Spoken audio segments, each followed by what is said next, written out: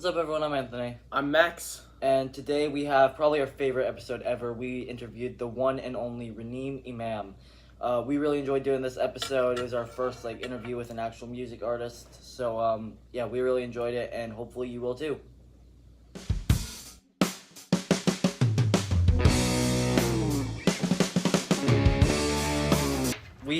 Should we just get right into it?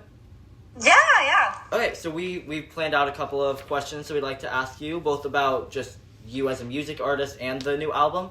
So let's get started with that. Before we begin those, there's just anything that you want to tell us and the audience about yourself? No, my name is Raneem Imam. I'm a Memphis singer-songwriter and producer, and I think I've been writing music since I was 18, Oh, wow. and then starting publishing it when I was 20. Well, Yeah. Speaking of that leads really well into my first question then. You released your first single on your page, Wise Up, in June of 2018, 7 years ago now. We want to know what led you to take that step to start pursuing music, and how did it affect your life at the time? Yeah, it's been a minute since that first release. At that time, I was still in college, and I just wanted to kind of kickstart my professional career. I had made mixtapes with a friend who was my mentor and collaborator at the time, and it was on SoundCloud that I actually got my start. That was where a lot of the music that I was doing publishing myself was, and it was mostly with rappers, and I was doing hooks for them and just kind of hopping on, and that was kind of the first taste of being in the studio and writing music with anybody was from. And then Wise Up was my first single that I completely wrote, produced, and put out by myself. It just kind of symbolized for me the first step in my career, and I thought, what better way to do that than at the time, it was crazy, and I just wanted to make a statement and say what I had to say. So you used to be part of a duo called Eye Contact, right? Yeah. So, You did your research. You did a little bit of research, yeah. Yeah. And that was with Rock Sherelle, is that how you pronounce that? Yes, yeah. Do you ever think that you're going to work with him again? Oh my God, I would love to. He, unfortunately, has gone on a hiatus. And I really looked up to him. He was the reason that I got into production in the first place, and how to record myself and everything in Ableton. I learned from him. But I recently did go to his wedding a year ago. So really? Oh, nice. I still tell him, I'm like, hey, get back out there, man. I'm ready to collaborate. Luckily, I've been able to make a lot more friends and connections in the music community, and I've got to collaborate with other cool people. So that's awesome. what I guess his collaboration brought to me, is to know how to work with people in the first place. Well, I guess you kind of already answered our next question then, which was why'd you decide to start making music solo instead of as Eye Contact? Yeah. But, So the reason was because he graduated, and we told each other that we'd probably continue collaborating in the future. But I also knew that all along I wanted to be an artist myself and just be Raneem. And I didn't really know what that was going to look like, but I said, hey, I'm just going to start, and wherever I end up is where I end up. And that was what led me to kind of working up until my senior year of college on demos in Memphis studios. And I released another single in 2020 that was supposed to mark the beginning of my music Memphis career. But then I got into the pandemic, and everything was shut down, and I had to kind of push that original project idea to the side, and then I created something completely different, which is what is released right now, which is called Peace of Mind, my first EP. And from there, that was kind of when I was like, okay, we're kind of getting into post-pandemic. I need to get my name out there. How do I do that? So I started performing the songs, and newer songs that I was writing are all around the city and outside the city as well. Just trying to generate traction, get my name out there, make fans and make friends and all that. and that's what led into the live album, I guess, is like wanting to pay homage to all of the work that I did in those years. Is that why you included so many of like the different songs from Peace of Mind, just because that's what really started kickstarting your career and this was like one of the highest points in it? Yeah. I also, because notably, and everybody says it when they come see my shows, is that they're like, it sounds completely different. Like, the arrangement is so cool, but and I love both of them, but like the live version does something different for me than the studio version. And I really like the fact that you have two different sounds and you have this range. And I was like, well, it was because I couldn't figure out how to integrate the digital with the acoustic versions of like wanting to play with a live band and wanting to showcase like my voice and not just what I recorded. But I also love that world where I get to like show off all the harmonies that I recorded and I'm singing along with myself. And so it was again, all a learning process up until that point.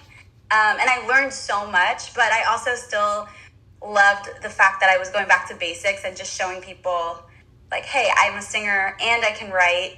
And maybe this is a different version and arrangement of the song, but it's still the song and you can totally go like stream it and see a different side of me. But yeah, it's all just showing the range that I have, I guess. I was talking to Max about this. My favorite song of yours before the album was Flame. It's now a hit and run along with many others. Yeah, he loves that song, yeah. But I listened to Flame like the other day. I listened to the original, and then the live one right after each other, and I didn't realize just how different it was, and it was a really cool experience. That's cool. Yeah, that's what it's all about for me, I think. And that's awesome that Flame was also my favorite off the EP too. It's really hard because I love them all in different ways. Like those 4 songs I think are in a way kind of like, how Voldemort splits apart his soul and he has Horcruxes. I don't know if you're into Harry Potter, but I like basically split like parts of myself in each of those songs that you can delve into that and get like a taste of like what I am capable of creating, but just a little, because each song to me on the EP sounded a little bit different than the other. They were all pretty R&B, but Flame is like super dance and like, it kind of cinematic, and I don't know. To me, like it just evoked a different genre and feel than like some of the other ones. But that was the one I produced that during the pandemic in my room by myself, and it was super EDM and when I wanted, in the way of like I wanted to have a dance party with myself, so I made a dance party for myself in my room. But as the years go on and I'm performing it on stage, we decided to make it more rock arrangement, and that also made me feel really inspired and motivated. So I just love the fact that they both kind of manifested in 2 different ways. But I still love the original version, of course. That's my baby. So you've featured a lot of people in many of your songs. If you could have like anyone in the world feature on one of your songs, or for you to be featured on anyone's song in the world, who would it be and why? If I wanted to be featured in something or just collaborate on something? Like anything, like whatever you want. Like, you mean when you say collaborate, like do an album together or feature a song? Like or just like write for somebody, or would it be like me being a feature on somebody's album? I guess it's either up to or, you, whichever you'd rather do. Okay. I think it would be really cool to feature in like, I would love to be on a Dua Lipa song. I think Dua Lipa is probably one of my favorite like artists out right now. I think her music is so much fun, and it would be really cool to see what we can create. But I actually have a lot of smaller artists that I love collaborating with, and I've kind of been into a lot of them.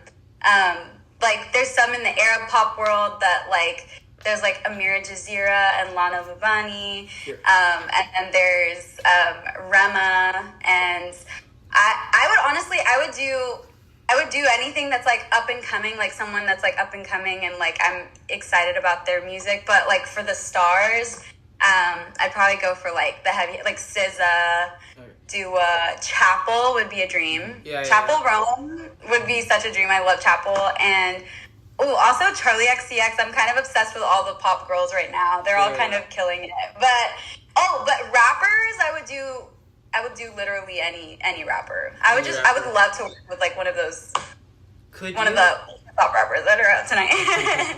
Could you actually mention just like a couple of those artists, like this underground artists, real quick? Maybe we could do an episode on one of them. Sure, yeah. Oh my god, I love them so much. So Amira Jazira is one of my favorites. She's also Palestinian, and she is making kind of like, she's like branding herself as like the pop princess. Okay. And then Lana, Lana Lubani, Lubany, I think Lubani.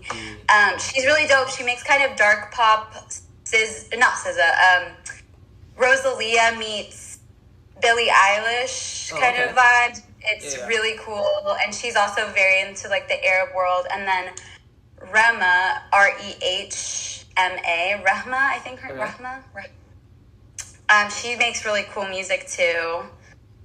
They're lesser known, but they have like their own little niche communities, and like I listen to a lot of I really admire them because they're all doing like the same thing as me and like in different ways. But yeah, they're dope. I mean, we don't have a very big following, but that's kind of what we're trying to do with the podcast, just try and introduce more people to these smaller artists that definitely deserve it. It's really cool what you guys are doing. I love the fact. I used to actually be a student reporter, so we would like record a lot of interviews with people in the community that we liked what they were doing, and we would just create episodes for ourselves in our TV department.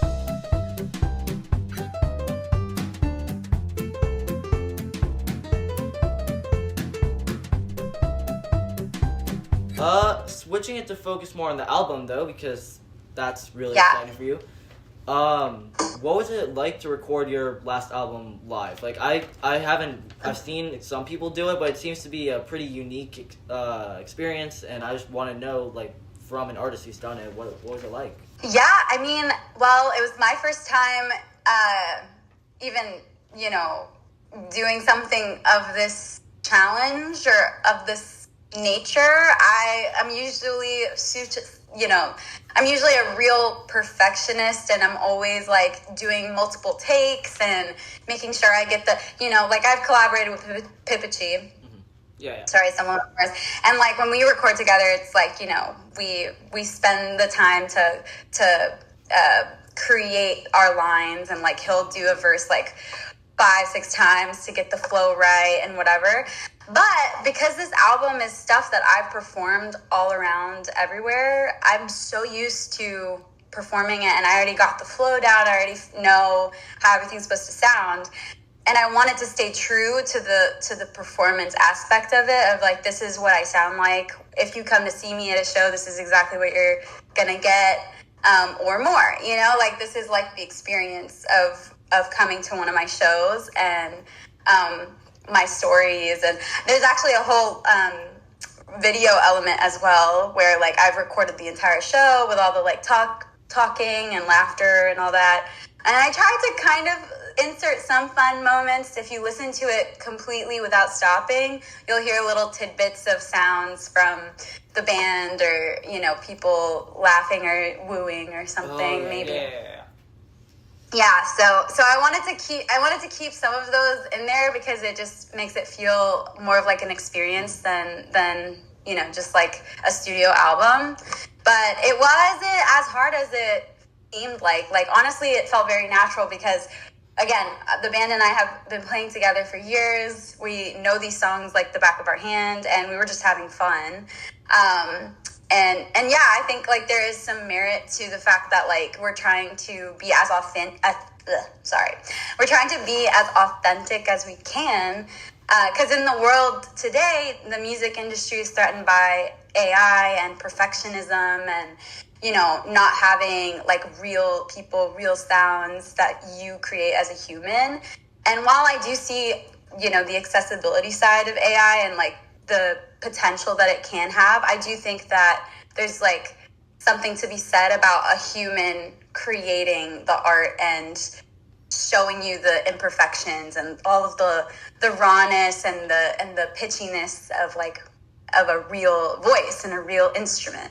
And so I think in a way I wasn't intentionally trying to make a statement, but it is like naturally in the, you know, in what we're experiencing today, it kind of is like a testament to, hey, like, don't forget that we're real artists who make a living off of this, and like we're under threat if you take AI to the extreme, and like we're not going to have a job anymore, you know, like people can just like make their own AI songs, and that's great, but also it's like the person behind it is what, you know, gets ultimately slapped in the face. It's great what you're doing. Okay, so we see a number of returning as well as amazing new songs on Raneem and Better in Color, and they work together to create something really cool. What inspired the album, and can we expect to see more like this in the future? What inspired the album? Well, I think it was a group effort because I luckily had such amazing friends and connections from my time performing, and like from my bandmates, like trying to always like look out for opportunities. And this opportunity to record the album came about from my bass player Max. Their dad kind of hit up the studio that we were recording at, and they donated their time to us for us to be able to do this all in one day. And the way we market it is, you know, that people could come to this secret show at the studio. Only people who got the invite or like saw the invite first could go. And then we made kind of like a whole night of it. So it was an experience attached to a live recording, attached to a filming, and just, you know, uplifting the Memphis community. So that was the reason that the album even came about, of just an idea. And when I decided to release it as like this, you know, 1 hour album experience or live listening experience, my intention was, again, going back to basics and wanting people to just be able to click on this album and be able to hear the songs that they've heard live, and like the way that we sound in this moment in time again. Because I think, again, like a lot of my bandmates have moved on, and they've gone to different parts of the world, and I'm starting to change a little bit of my dynamic and my sound. So you're never gonna get that exact sound of like what I've been performing for the last like 2.5 to 3 years. And we've cultivated it for so long, like it was a shame to just kind of let that go into thin air.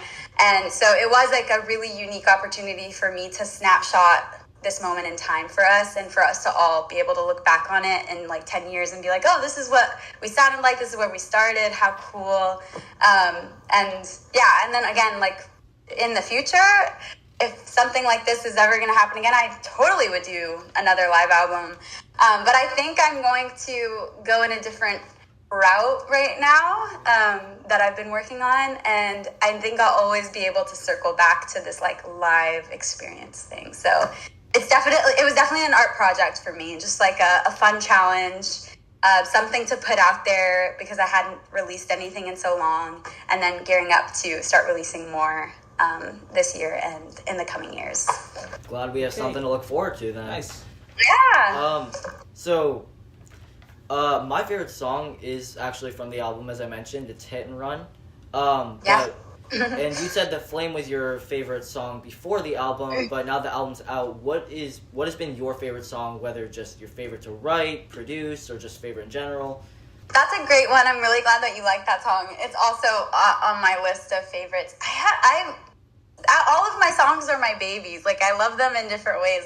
But I think that Hit and Run and Mama, for me, are like the top two that like they keep going, switching positions. I really love the way Mama turned out because, again, that's one of those songs that I've only ever played live. It doesn't have a studio version yet, maybe.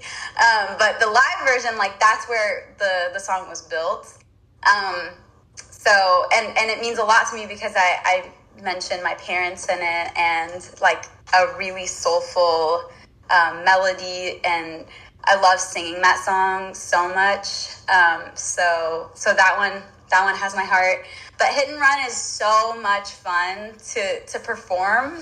And I always have such a great time with the band and telling a story, because I didn't really tell the story in the album, but if you come hear me live, I have a story that's attached to it about like what I wrote it about and like, you know, what was going on. Yeah, what it was inspired by.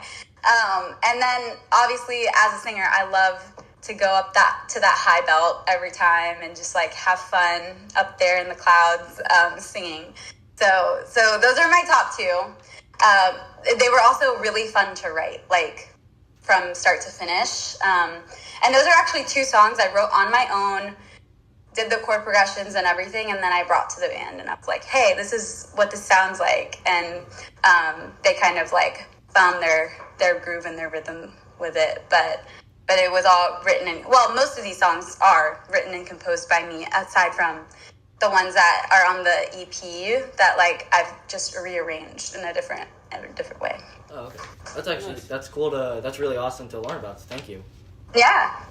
Wait. Okay. So you said that Hit and Run is your favorite, and what's your favorite, Max?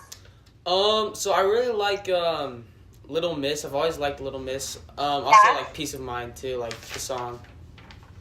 Thanks. Okay, great. Wait, did you like the album version of those? I think Anthony asked me the same question, and I don't really like know which one I prefer, because you know when like a new version of a song or a new song comes out, it's like you're like, wow, like this is like my new favorite song. Yeah. I don't really know like if I liked the new version, like the live version more, or the original, because you know, I don't remember like if I liked it like I just love them both equally, I think, you know. Yeah, I feel that. I loved seeing you guys' ranks, because obviously you were ranking them in order of like how many there were. Yeah. And I know like some of them you're like, oh, it hurts to put this last, and I love the fact that you guys have your own like favorites, because even with my friends and like people who have talked to me about their favorites, everyone has a different favorite, which is really cool to me. I'm like, oh, this is the one that caught your ear, or you feel something with this one. So cool. So that's my favorite part, I guess, about like being able to make music, is that everyone has a different little flavor that they like, you know, gravitate towards. I mean, that definitely just shows how amazing of an album it is, that it's every song is so great that each person can have a different favorite. Thank you. So you've mentioned that you've come up with song ideas while just doing random things like driving to work or the grocery store. Is that usually how you'd make most of your songs? And what's the order and steps on like how you make a song? Like, do you come up with the idea, like what it's about first, or like the lyrics, or like the background? Like, how do you do that? I mean, sometimes it happens really out of order for me. I'll say I spent a lot of my college years driving, so a lot of my earlier work was written in the car, because I'm always commuting, like to and from college and to and from work, and so I know this is illegal, but like I would be like with my notepad, like, oh, here's a line, and I'll be like, you know, in traffic stuck, and I'll be just like quickly making a voice memo, or just don't forget this idea. But there are times where a whole song will come into my mind while I'm, you know, just out there, out and about. I won't have a piano, I won't have anything, so I'll just like write the entire thing in my head and go back later to the piano and find the notes for it, because I know the melody, but I didn't have a piano at the time, so I'll write the notes later, you know, like for the chords of how the chord progression will go. And sometimes like I'll be like, oh, this might be cooler or whatever. And then other times, so that's like one way. Other times I'll start with like hearing something, like either a chord progression or a beat from one of my co-producers, and I'll start there, and I'll be like, oh, like let's write from this perspective. And I do that a lot with Pippotchi. Like, you know, he'll send me a beat and a melody, and I'll freestyle and find, you know, a melody that works, and then we'll put lyrics to that. But I think that my favorite part about my writing style is that it's not just in one way. Like, I don't have just, this is what I do. I'm always catering to whatever the artistic vessel is is doing. Like if the song is coming to me lyrics first, no melody, I'm writing down the lyrics first. If I have the melody but no lyrics, I have to voice memo it and remember this and like, go back. So same with like beat. It's like, oh, I just have a sliver of an idea. Let me capture this and then go back to it. So it's whatever best serves me at the moment. I'm kind of all over the place, I would say. I will mention that I always really enjoy being able to, when pippotchi will post a story and I'll show like the background of how you and him made wish me luck or whatever. Like that's always really cool to see. Thank you. Yeah, no, that was always fun, and working with him is really refreshing because he's always calling me out, like, don't edit yourself too quick. Like if it's trash, I'll tell you it's trash. Like just say whatever and we'll go back. And it's really encouraging as a writer. Sometimes you get in your head, you're like, oh wait, does this make sense? Is this cool? Blah, blah, blah. But it just goes to show that like you have to be as honest and as authentic as you can in the writing process, because that's what people are gonna care about and resonate with, other than like you trying to be cool or you trying to trying too hard to get something across. All right. This is our last pre-written question, but if you still have time, we're happy. We can probably figure something out. But I want to know, how do you balance all the aspects of your life with making music? It ebbs and flows. I think life in general for everybody, I think you have to learn how to juggle and how to prioritize. And for the past 4 years, I was working a full-time job in a very demanding field, and at the same time I was performing and like going really hard at that and writing songs, but not really like getting into the studio and like recording them. So that's why the live album for me was like my first testament to that really hard time where I like didn't have the means or the energy to either pay for the studio time or do this full out. And like that, I'm in a new season of life too. Yeah. Right now, like, again, I think juggling it is like just knowing when to prioritize something and when to like let it take a back seat. It's always gonna kind of ebb and flow. But I'm really proud of myself for like figuring that out, because as soon as you graduate college, you kind of get let loose into the world and like you're not sure how everything operates. But I'm a firm believer that you're always going to make time for the things that you're passionate about and what you really want to do. And no matter if that's like staying up till 4 a.m. editing or doing something, you're going to make the time to do it so it gets seen through. Yeah.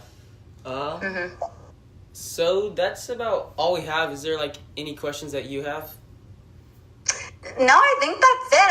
I just want to thank you guys for taking the time to listen to the album. It really warmed my heart that you guys made like a like list of your favorites, like best to worst. It was great. Like it was so much fun. Like I was like, oh wow, this is the one that you liked. And I definitely wanted to talk to you guys and see what else your thoughts were on the album. But it was really nice to meet you, and thank you so much for having this interview. Yeah, we really love your music, and thank you. Actually, go ahead. Do you mind if I ask one more question? Actually, it's kind of just came. Sure, yeah. What's the meaning of like the name of the album, Raneem in Better in Color? Yeah, that's a good question. So when I was in college, my senior showcase, which was my final senior show of my college career, is supposed to be like showing my voice, my composition work. I created this band during that time where Erica, my drummer, who's playing on the album, she was a part of that band, but the other members of the band were no longer in my band after college. But we decided at that time to call my show / our band name Raneem in Better in Color. So it kind of just stuck from that 2020 instance. But the reason that it's also pretty cool is that that was the last show that a lot of my friends and peers and professors got to go to before the pandemic began. I had the last senior show of the entire, in my entire class.